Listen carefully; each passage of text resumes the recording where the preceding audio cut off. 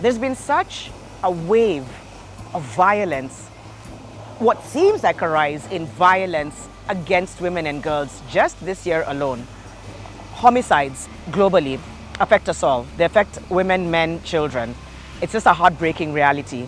But I do want to hone in on femicide because it's a very specific violence that is targeted towards women and girls. There's data that I'm going to go into, but even before I do that, looking at the case of people like Seth Nyakeo recently, of the 2 ladies and 1 child in Isili as well, it bothers me. It weighs heavy on me every time I see these stories.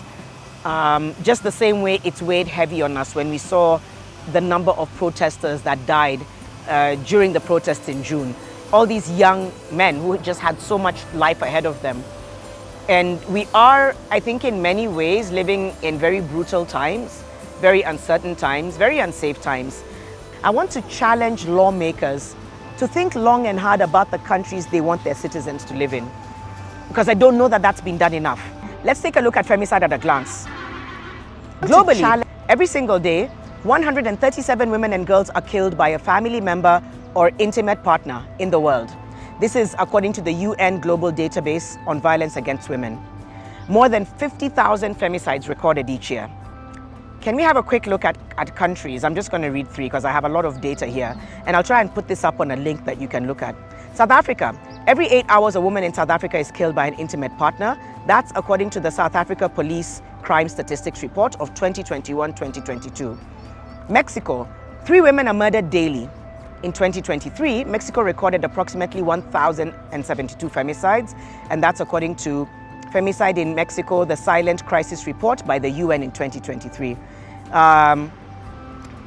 India is highlighted, Iran is highlighted. I know that there's data on Kenya.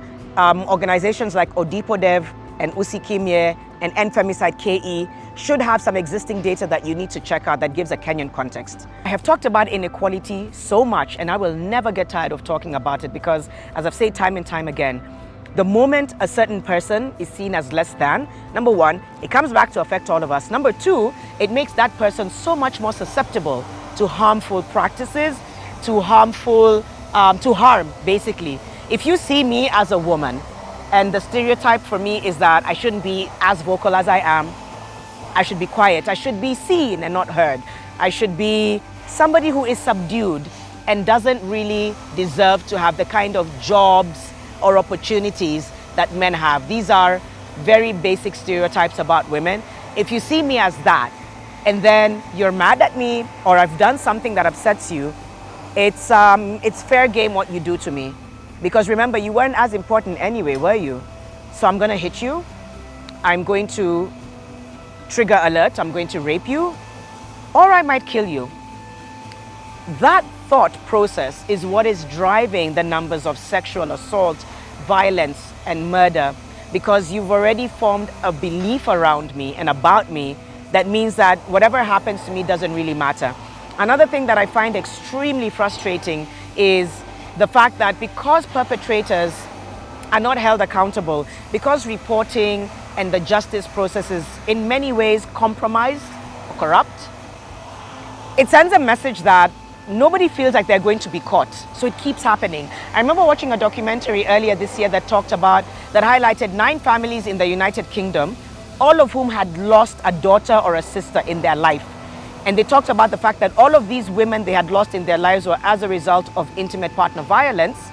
And more than that, each and every single one of these family members talked about the fact that they reported over and over again, even the deceased had reported and said, I don't feel safe, or my ex-partner is stalking me.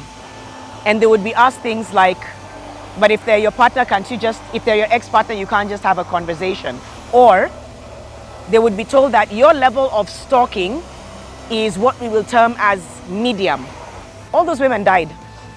I'll try and find that documentary link because you need to hear firsthand from the people who said, we tried to report. Over and over again, we were told our case is medium. Your case is medium risk. There are high-risk cases that we need to look into. If he's abusing you on the phone, if he's sending you threats, that's medium risk. Has he done anything to you? Has he actually come out and done anything to you? And then all of them are now dead. And so I think we need to ask ourselves, do we care enough about people's lives? Do our governments care enough about us? Because how are you not seeing patterns of this happening over and over again, and yet you're not looking into ways that we can unpack it, that we can protect citizens? One such country which is doing that, if I'm to work backwards from the UN Women report, they say femicide can and must be prevented.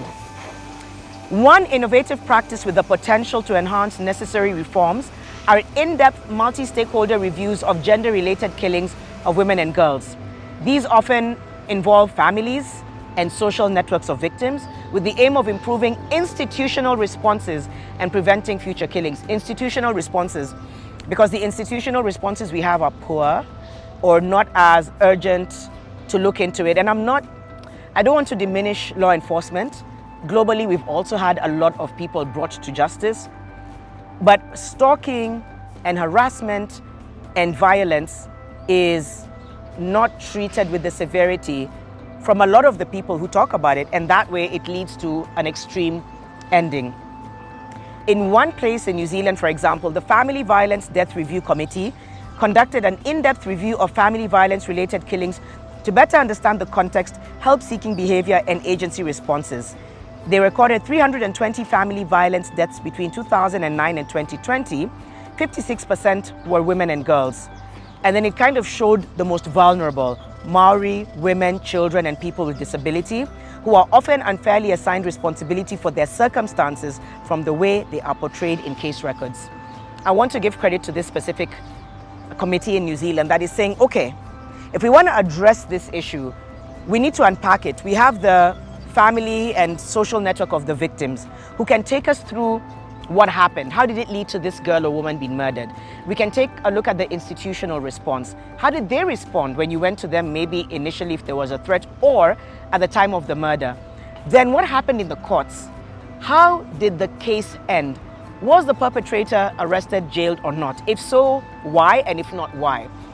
When you're able to put all that together, don't you think you really have something to build on that says, okay, this specific one is a pattern, this one is unique. Let's see how we can strengthen the institutional responses to meet and to prevent these things occurring.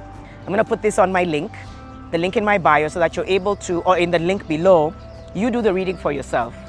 Again, I'm big on solutions oriented. I'm not going to sit here and talk about femicide purely from the fact that as an activist and as somebody who is a part of a society that is worried about our people, about our women and girls, but also because I do believe that with the correct care and focus and just looking at us like we're humans, we're not any different from you, we don't deserve to be discriminated against. Therefore, let's have the conversation to demystify and deconstruct gender stereotypes and social norms so that we can then begin to look into this. Again, this is an explanation, not an excuse. The only reason this data is there is to help us better understand. But there is no excuse. And so what are we going to do? Because I can't go into too much detail about the 5 points I want to raise, I'm only going to read the titles. Women and girls are more likely to be killed by those closest to them. We've already established that. Femicide is a universal problem. Maybe here I'll give a tiny bit of data. In 2022, 2.8 women and girls per 100,000 were killed by an intimate partner or family member in Africa. 1.5 in America or in the Americas, 1.1 in Oceania, 0.8 in Asia, and 0.6 in Europe. It's universal, and there's data. Number 3, the true scale of femicide is likely much higher. Everything we've seen happen in the last few weeks in Kenya, actually the last year, because we had the End Femicide March in February, the scale is higher. Remember we had Kware the other day. We just saw bodies of women dumped there. Have we ever gotten any follow-up about who those women were? The manner in which they were killed was very, it was specific and brutal. But we've never known. It's died. That case just died. Some groups of women and girls face greater risk. I've highlighted some of that. Whether it's indigenous women groups in countries abroad or even actually globally, women and girls who have a disability. Can I be honest, guys? It's such a complex, layered issue. But at the end of the day, one death is more than enough. One death is one enough. But now we're seeing countless ones, almost every month, maybe even every other week. Do me a favor and read the data, read the context, challenge your own perceptions of women and girls, because depending on how you view us, it really depends on how you treat us, bottom line. So start at home, and then start in the society where you are, the communities where you have some form of influence when you speak, in your homes, in church, in places of worship, when you go out with your friends. I say this all the time. Bottom line, one death is one enough. We cannot stand back and look at all these killings, underreported, poor follow-up in the case, then it's just dropped until the next killing when it comes back. To be continued, because it's a very layered conversation. But please look at the links in my bio. Also look at the different organizations I've either captioned below or included in the link in my bio. Follow them, because these are people who are following up on this every day. That is their mandate. All they're doing is trying to keep abreast of the cases, the justice. So please make sure you follow them and do your part. To be continued.